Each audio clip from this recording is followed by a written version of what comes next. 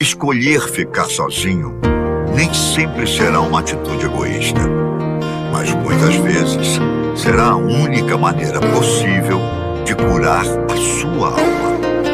A solitude é a decisão de ficar só para que você possa marcar encontros com você mesmo.